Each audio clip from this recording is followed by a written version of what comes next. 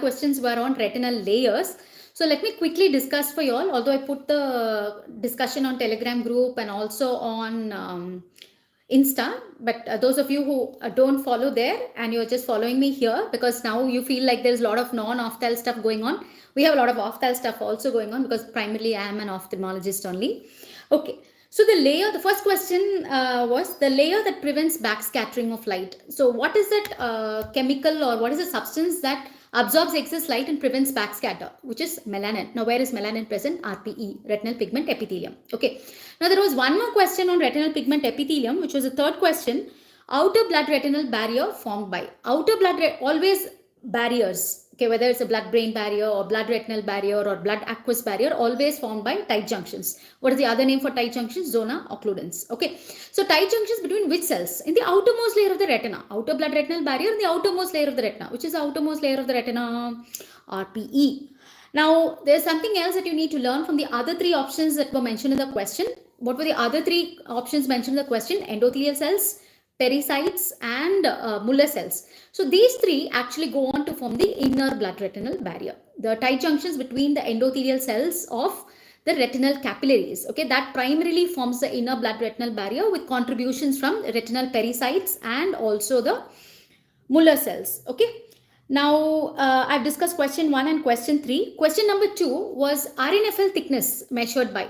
See, it is measured by a lot of ways. One way is using its property of polarization. So when light passes through RNFL, it gets polarized. You all have learned polarization in school, right? School physics, same thing. So polarization was the answer.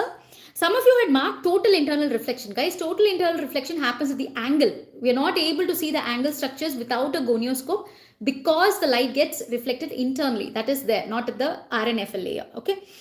Now, question number 4, true about photoreceptors. Now, about photoreceptors, what are the things that you need to know? We have two types of photoreceptors, rods and cones.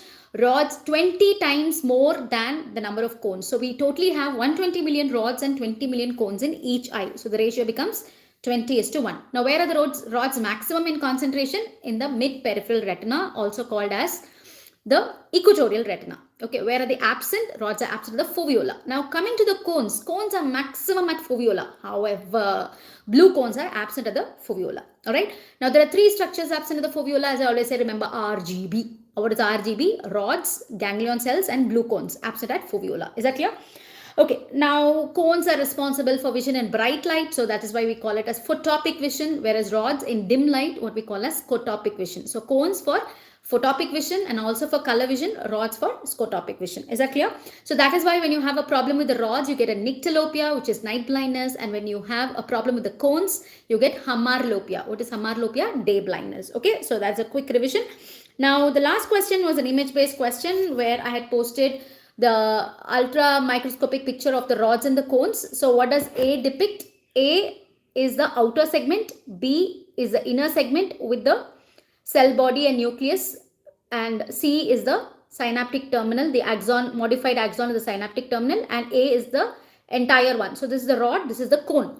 Now my question was, which contributes to the layer of photoreceptors? Although the entire thing is layer of photoreceptors, only the outer segment contributes to the layer of photoreceptors. Then what? That is answer A. Now, what about the cell body with the nucleus? That forms the outer nuclear layer, and the axon of the photoreceptor along with the axon of bipolar cells forms the outer plexiform layer. What is the other name for outer plexiform layer? It is also called as Henle's layer at the macula. Chal bye.